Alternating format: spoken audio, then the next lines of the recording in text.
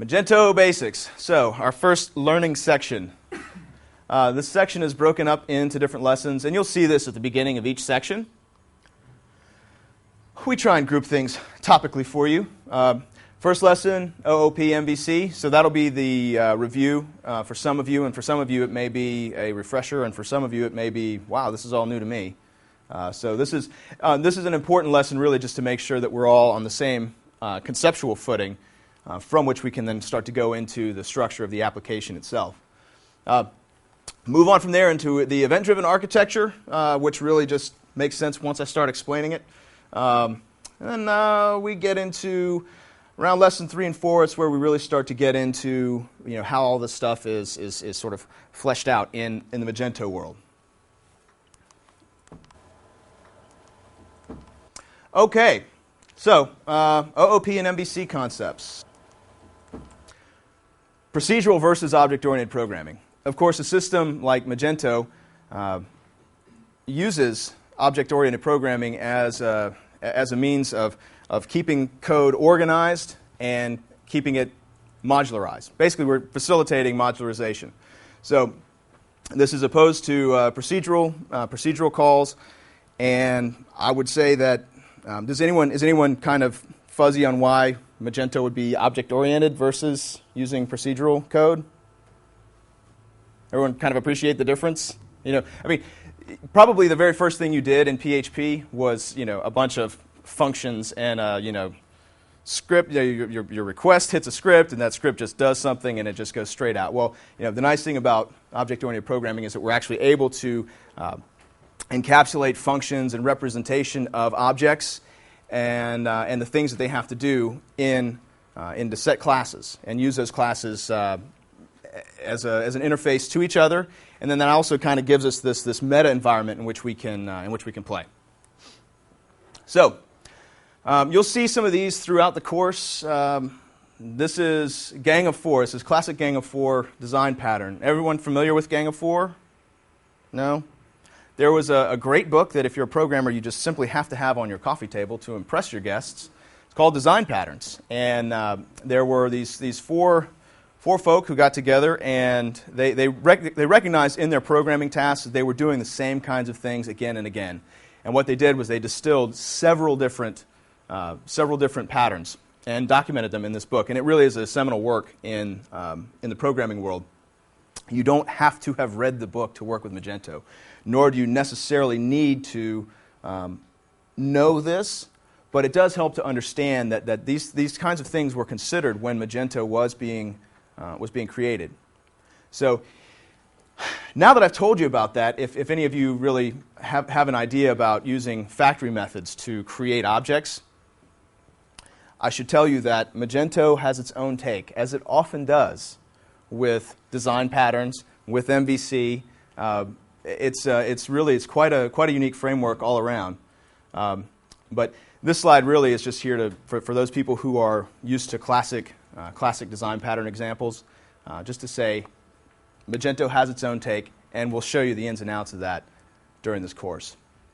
And similarly, the grasp design patterns, you can wiki this and learn all about it. This information is not these concepts are handy to know because they can help you as you go to design your own modules and start to craft solutions. It's good to pause and think, okay, well, if I do this here, how am I going to be able to build a nice interface? Or does this class know too much about another class? This is the scope of the grasp pattern and how Magento tries to solve it. And how Magento 2, I believe, will solve it very well. So, all right, MVC, Model View Controller. Everybody familiar with the different areas of Model View and Controller? Okay, we'll be going over that a little bit more. Hey, all right, so MVC, pros and cons. Well, obviously the pros are you have nice structured modules. Everything is separate for the most part in Magento. You can generally debug MVC applications a little bit easier. You can find the problem. You know where to group certain tasks. The cons, of course, are performance. Generally you might have 5, 6, 7 classes involved or files involved in rendering a single page. So there's some overhead. Magento, especially Magento 1, the current version that's out, has progressively dealt with these issues of performance and has progressively added more functionality. Enterprise Edition, for example, has a full-page cache, which speed things up tremendously. So this is always out there with MVC. And in the case of Magento, there's actually an additional layer in there in the V, and we'll be discussing that actually in a couple lessons. One of my favorite parts of Magento.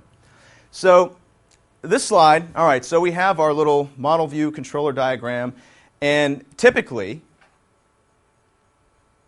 it's pretty nice, I know. Typically, business logic is represented, among all these classes. But the big takeaway from this slide, and something to always remember, especially when you're making your own modules, is Magento. I would actually notch this out here because Magento uses thin controller approach. Business logic is relegated to the view and a bit to the model. So your models are your entities that you're representing in the system.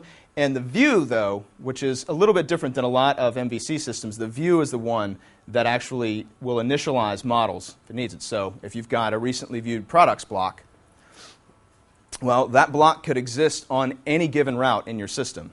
So if you had to tie that to controllers to set up all that information, then you would be stuck duplicating a lot of code all throughout your application. Makes much more sense to say, hey, I want the recently viewed products block.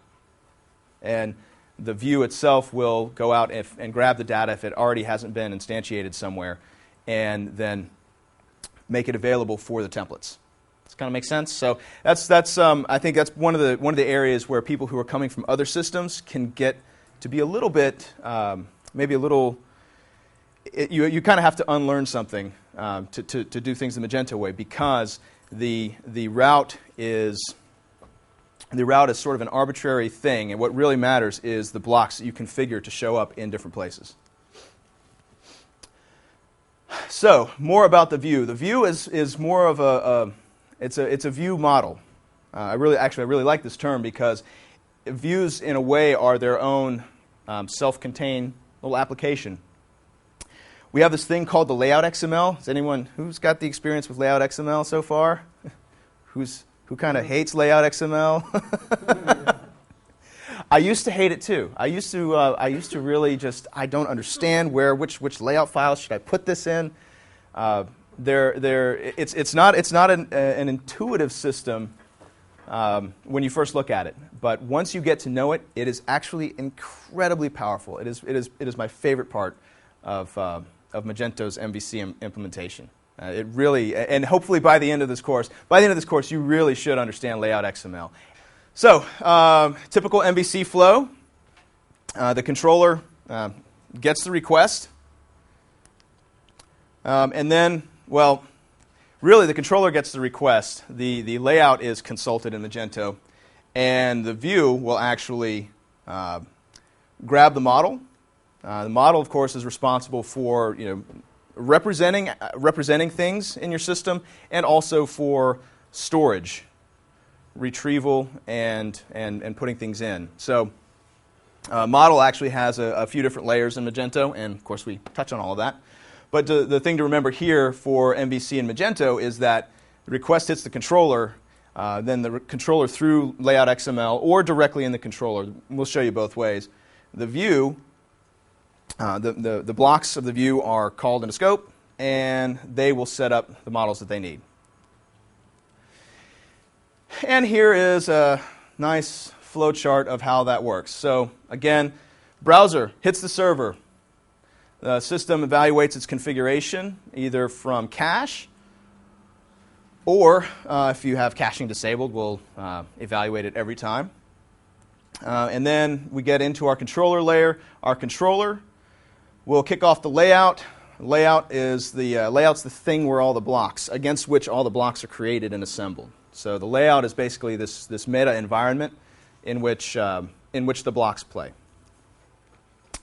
Blocks call their models, and models can reach down in the database, get our information back, and we render. So by the end of the day tomorrow, you all will be pretty good experts in this whole flow.